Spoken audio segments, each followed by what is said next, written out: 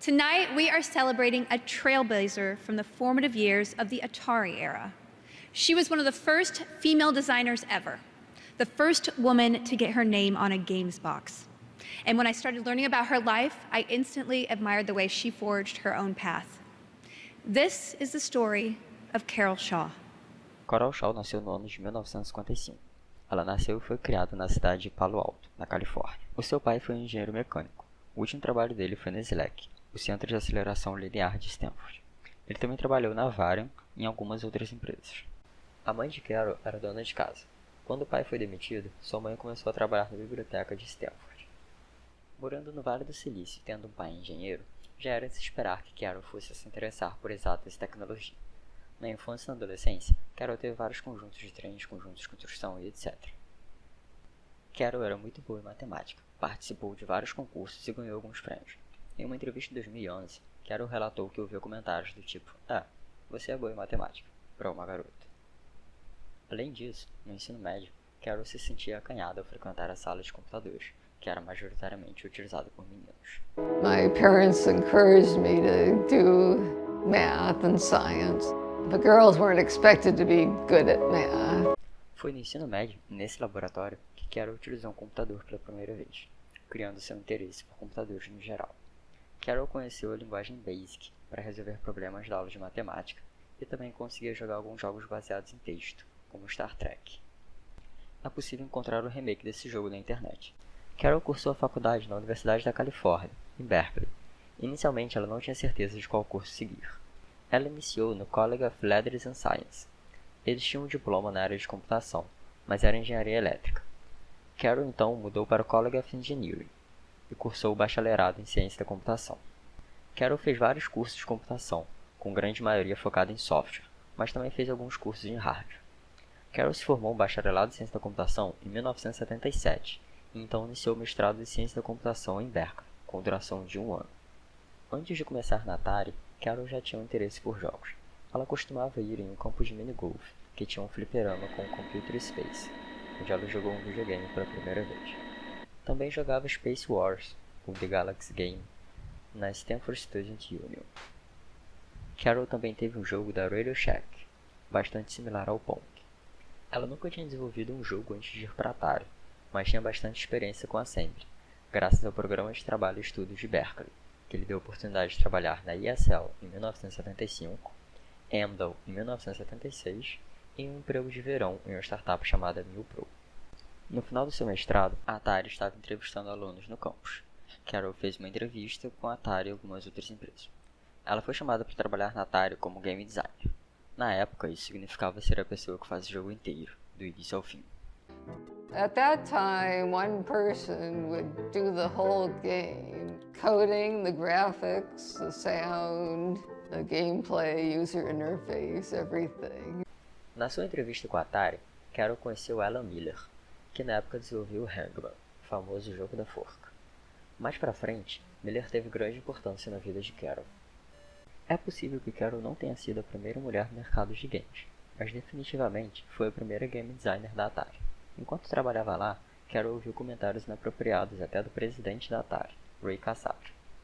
One remark by Ray Kassar, the president of Atari, when I started, he said, "Oh, finally we've got a woman game designer. She can do interior decorating and cosmetic color matching games." Para entender o primeiro jogo produzido pela Carol Shaw, é necessário, primeiro, entender a situação da empresa Atari naquela época. Em 1976, a Warner Communications comprou a Atari por um valor de 28 milhões de dólares. A Warner Concepts era a subdivisão da Warner Communications responsável pelas fragrâncias de Ralph Lauren. Em 1978, Ralph Lauren lançava a colônia Polo para homens. Então, em uma ação de marketing para promover a linha de colônia, a Atari produziu o jogo Polo, e Carol foi responsável pelo projeto. This is Polo, my first game. O jogo foi produzido em 1978, mesmo ano de lançamento da colônia, mas não foi publicado comercialmente. A ação de marketing consistia em disponibilizar consoles Atari pela loja de Bloomingdale com o jogo Polo para que os clientes pudessem jogar. Polo é bastante semelhante ao famoso jogo Pong. Uma das grandes diferenças é o tamanho do gol. Em Polo ele é apenas uma parte da tela, enquanto no Pong, quando a bola toca em qualquer parte da parede, já é gol. Além disso, no polo os jogadores controlam os cavaleiros e podem se movimentar por todo o campo, diferente das raquetes de pong, que se movimentam apenas na vertical. Por ter sido parte de uma ação de marketing e nem ter sido lançado comercialmente, Polo não é um jogo de muito sucesso e nem é muito conhecido. It's sort of a combination between Pong and O segundo jogo de Carol foi o 3D Tic-Tac-Toe. Ele foi lançado em 1980 para Atari 2600. Ela teve essa ideia a partir do jogo de mesa Qubit, que é basicamente um jogo da velha em 3 dimensões. O 3D Tic-Tac-Toe consiste em 4 tabuleiros 4x4, em vez de um único tabuleiro 3x3 como no jogo da velha normal. Para vencer o jogo, o jogador precisa fechar 4 casas, em vez de 3.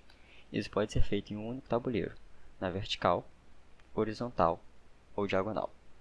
Também pode ser feito utilizando todos os 4 tabuleiros, de novo na vertical, horizontal e diagonal. O Rolf, marido de Carol, achou um artigo escrito por Oren Petashnik em 1980, provando que se o jogador que inicia a partida jogar um jogo perfeito, ele sempre irá vencer. Entretanto, não seria possível implementar uma IA desse nível no cartucho de 2 KB. Além disso, Carol achou que seria entediante se o computador jogasse sempre do mesmo jeito, então ela optou por uma certa aleatoriedade no movimento da máquina. A inteligência artificial do jogo possui 8 níveis de dificuldade. Em uma das versões da capa do jogo é possível ver uma tabela indicando qual o tempo estimado para cada movimento da máquina, e quantos movimentos seguintes ela utiliza para calcular a melhor jogada possível. O tempo estimado vai de meio segundo, no primeiro nível, até 20 minutos, no nível mais difícil. No primeiro nível é bastante fácil vencer uma partida. Bastam alguns minutos de prática para encontrar uma estratégia e vencer utilizando apenas um tabuleiro. No terceiro nível, por exemplo, é possível notar que enquanto a IA calcula o próximo movimento, a tela para de mostrar o tabuleiro. Isso acontece porque a quantidade de RAM não é o suficiente para mostrar o tabuleiro enquanto o computador processa o movimento. Não é possível fazer as duas coisas ao mesmo tempo. Em 1978, na Atari, Bob Whitehead estava desenvolvendo o Video Chess, basicamente um jogo normal de xadrez para Atari. Carol então teve a ideia de fazer o Video Checkers, basicamente um jogo de damas para Atari, seguindo a mesma nomenclatura. Enquanto isso, Alan Miller, agora na Activision, desenvolveu Checkers, outro jogo de damas. Um fato interessante é que tanto Carol quanto Miller, enquanto desenvolviam os seus jogos, conversavam com o professor de Stanford, Arthur Samuel, que já tinha trabalhado com inteligência artificial com damas. Samuel ajudou ambos, mas nunca deixou transparecer que estava ajudando os dois ao mesmo tempo. Um não sabia que o outro também estava fazendo jogos de damas.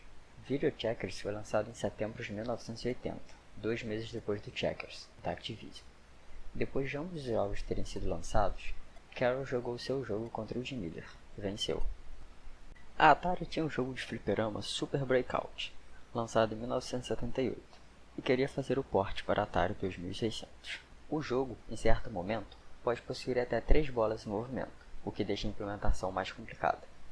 Carol não chegou a finalizar o jogo, mas fez os gráficos e deixou uma prova de conceito, provando que era possível implementar o jogo. Quando Carol saiu da Atari, outro game designer finalizou o jogo. Carol não sabe se seu código foi de fato utilizado, mas com certeza teve alguma utilidade. Super Breakout para Atari 2600 foi lançado em 1981. Antes de sair da Atari, Carol também fez os gráficos para Othello, desenvolvido por Ed Logg e lançado em 1980. Othello é um jogo de tabuleiro, bastante semelhante ao Reverse, com apenas algumas alterações na regra. O jogo é bastante simples, assim como o Video Checkers, é como se fosse um port do tabuleiro para o Atari 2600.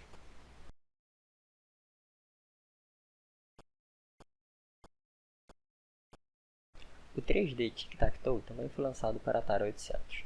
É basicamente uma versão melhorada do jogo original. Agora não temos mais a tela piscando enquanto o computador está calculando a próxima jogada. Conseguimos visualizar o tabuleiro e até aparece um aviso indicando que o computador está computando. Além do 3D Tic-Tac-Toe, Carol também lançou uma calculadora para o Atari 800. Não é um jogo, é de fato uma calculadora, com funções financeiras e científicas. Em 1983, a Atari ia mal, sofrendo com queda de lucro de 50% e demissões em massa. Carol disse que antes disso já era possível sentir um clima ruim na empresa. Em 1980, cansada dos altos e baixos, decidiu parar com o mercado de games por um tempo. Foi aí que Larry Gray, um amigo com quem Carol trabalhou na ESL e BioPro, a chamou para trabalhar na Tandem Computers. Eles tinham um serviço baseado no processador 68000 da Motorola. Parte da programação da empresa estava feita em C, mas algumas partes com velocidade mais crítica precisavam ser implementadas em Assembly, e Carol era perfeita para isso. No início da década de 80, a Atari estava perdendo muitos empregados para competidores, como a Activision, que oferecia participação na empresa e outros benefícios. A Atari chegou a processar a Activision e Magic, Coleco, Commodore e Magnavox, alegando violação de patente e práticas ilegais de negociação. Depois de cerca de 16 meses de trabalho na Tandem, Carol recebeu uma ligação de Alan Miller, da Activision, com uma proposta para trabalhar lá. Carol diz que imagina ter recebido essa proposta por causa do seu jogo Video Checkers, que seria melhor que o Checkers da própria Activision. Como não estava mais na Atari, ela não tinha nenhuma restrição que a proibisse de aceitar o trabalho. Carol também chegou a fazer entrevista com a Imagic, mas não foi aceita no trabalho porque nunca tinha desenvolvido um jogo de ação. Essa rejeição fez com que Carol pensasse em desenvolver um jogo de ação, pela Activision. Foi aí que surgiu River Raid, a sua obra-prima. I think this just might be my masterpiece. River Raid foi inspirado em Scramble, um jogo de fliperama operado a fichas. O jogo possui um scroll horizontal e consiste em uma nave que se movimenta pelo cenário, jogando bombas e atirando em foguetes, alienígenas e tanques de combustível para reabastecer a nave. O jogo não é infinito, e o jogador vai passando por vários estágios até chegar na base, onde acaba e volta para o primeiro estágio. O mapa é sempre o mesmo, sem aleatoriedade a cada vez que o jogo se inicia. Carol disse que queria fazer esse jogo de espaço, mas Alan Miller disse que já existiam muitos jogos de espaço e pediu para que ela viesse com algo diferente. Enquanto desenhava no papel e fazia contas planejando um scrolling shooter, Carol teve a ideia de fazer um scroll vertical, em vez de horizontal como na maioria dos jogos da categoria dessa época. Além disso, pensou em fazer um mapa espelhado, onde a metade esquerda da tela é o reflexo da metade direita. Assim ela conseguiu imaginar um rio com ilhas no meio, pensando em um tema diferente do espaço. Inicialmente, o jogador controlava um barco, mas Carol não ficou satisfeita com o visual e decidiu trocar por um jato. River Raid foi lançado em 1982. Apesar de ter sido o quarto jogo todo desenvolvido por Carol, foi o primeiro a ter o seu nome na capa. Foi o jogo de mais sucesso de Carol Shaw. Foi o jogo que a fez ser conhecida não somente como pioneira no mercado feminino de games, mas como também a lendária criadora do River Raid. O jogo é bastante intuitivo e tem um visual bem agradável. O jogador controla um jato, que sobrevoa um rio, tendo que evitar obstáculos como barcos, helicópteros e aviões. O jato também é capaz de atirar e destruir esses obstáculos. É assim que o jogador ganha pontos. Além disso, é preciso ficar atento ao combustível na nave, que deve ser abastecida passando por cima de tanques de combustível no rio. O jogador deve ter cuidado ao atirar, pois diferentemente do jogo Scramble, se acertar um tanque de combustível, ele explode e a nave não é abastecida. Carol desenvolveu o algoritmo de pseudo-aleatoriedade, que define não só a posição dos obstáculos, como também o desenho do mapa. Dependendo do quão longe o jogador chegou, a dificuldade do jogo aumenta, seja aumentando o número de obstáculos, diminuindo a quantidade de tanques de combustível ou até mesmo deixando o rio mais fino. Carol diz ter optado por melhor visual e gameplay do que realismo, então não viu problema em coisas ilógicas acontecendo, como o jato colidir com as ilhas, barcos e helicópteros. O sucesso de River Raid foi enorme. Em janeiro de 1973, durante a Consumer Electronics Show, em Las Vegas, Carol disse ter sido recebida no hotel com aplausos dos vendedores da Activision. O sucesso foi tão grande que, além dos bônus e um bom salário, Carol também recebeu o carro da empresa, um Audi 5000 Turbo, um carro que na época custava cerca de $17 mil. Em 25 de janeiro de 1983, Carol recebeu um cartucho de ouro, em reconhecimento a 500 mil unidades de River Raid vendidas. Em 27 de junho de 1983, recebeu o cartucho de platina, em reconhecimento a 1 milhão de unidades vendidas. This is a platinum cartridge in recognition of sales in excess of 1 million units. Yeah, a lot of people have told me that they like my game, so it wasn't successful just because it was a port of a arcade game. It was successful because it was something that I designed, and so that's something I'm proud of. Até o momento, Carol só tinha feito jogos para o Atari 2600. Depois de tanto tempo nele, ela decidiu fazer um jogo para a Intellivision. Começou então a fazer o Happy Trails. Happy Trails to you. Depois do sucesso do jogo de ação River Raid, Carol decidiu fazer um puzzle. Happy Trails foi inspirado em Locomotion, um jogo de fliperama onde o jogador deve movimentar os trilhos enquanto o trem se locomove. O jogador precisa levar o trem até o destino, sem deixar que ele caia num buraco ou passe por algum lugar que não tenha trilho. Inicialmente, a ideia de Carol era ter carrinhos andando pelas estradas, até que David Crane sugeriu o tema Happy Trails. Similar ao famoso 15 Puzzle, onde o jogador precisa reorganizar as peças de modo a formar uma sequência de 1 a 15, em Happy Trails o jogador também precisa reorganizar as estradas. Mas agora, semelhante ao Locomotion, o jogador precisa mover os caminhos enquanto o cowboy se move, demandando muito mais atenção e agilidade na hora de mover as estradas. O jogador deve fazer com que o cowboy branco pegue todos os sacos de dinheiro espalhados pelo mapa. Em algumas fases, existe um cowboy preto, que deve ser evitado.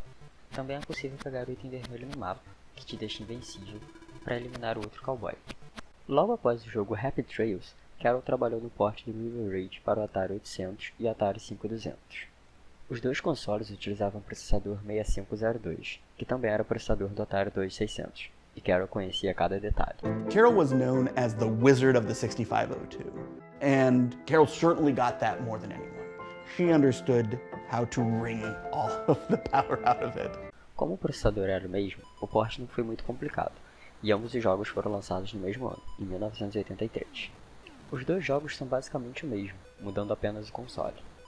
Carol implementou também algumas coisas novas, como balões e tanques militares. Além disso, agora o mapa não é mais totalmente espelhado, e a margem do rei possui um visual mais detalhado. Carol também gostaria de implementar algumas coisas diferentes, como por exemplo, ao decidir entre esquerda ou direita, o jogador iria para um rei completamente diferente, mas ela estava impressionada em relação à data de lançamento e não conseguiu implementar. Posteriormente, a Activision lançou o River Raid para a Intellivision e ColecoVision. Nenhum deles foi desenvolvido de fato pela Carol, mas ambos foram feitos tomando como base o seu código. A revista Computer and Video Games, em 1989, no Complete Games Guide, um guia de 30 páginas com avaliação de centenas de jogos, deu notas de 92 para as versões de River Raid de Atari e ColecoVision. A Activision também lançou o River Raid 2, mas Carol não participou desse projeto. Depois de Happy Trails e do port de River Raid, Carol estava trabalhando em um jogo de aventura para ColecoVision. Ela nunca finalizou o jogo não teve nenhum nome, na verdade. Novamente, cansada dos altos e baixos e se sentindo muito pressionada a fazer outro jogo de grande sucesso, Carol saiu, involuntariamente, da Activision e foi então recontratada pela Tandem Computers, em 1984, para trabalhar no novo sistema deles. Tandem estava desenvolvendo computadores de alta confiabilidade para a Bolsa de Valores de Nova York. Em 1990, o marido de Carol conseguiu um grande trabalho na Xerox PARC, o centro de pesquisa de Palo Alto. Nesse momento, Carol fez algumas contas e decidiu se aposentar. Devido ao enorme sucesso de River Raid e agora com seu marido bem empregado, ela não precisaria mais trabalhar. Carol então se aposentou aos 35 anos. Aposentada, Carol participou de alguns trabalhos voluntários, como por exemplo na organização não governamental Foresight Institute. Teve também alguns empregos de meio período. Na ONG, ela atuou como CIO, cuidando da manutenção de computadores Mac e um servidor Windows, saindo do trabalho apenas em 2001. Please welcome your industry icon, Carol Shaw. Em 2017, no The Game Award, Carol venceu o Industry Icon Award, em reconhecimento a toda a sua trajetória e carreira.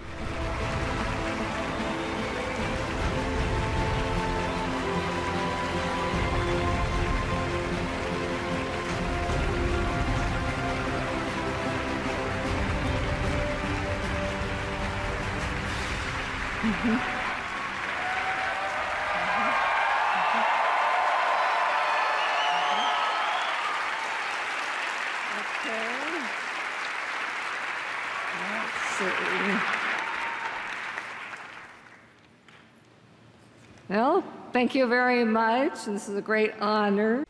Carol hoje vive uma vida tranquila na Califórnia, com seu marido Ralph. Ela não é muito de dar entrevistas e não busca por fama ou atenção. Tem um estilo de vida calmo, com passeios de bicicleta, computadores, livros e revistas. A maioria das informações foi tirada da entrevista da Carol para o blog Vintage Computing Gaming, do mini documentário presente no vídeo da The Game Awards e da reportagem do canal Tech.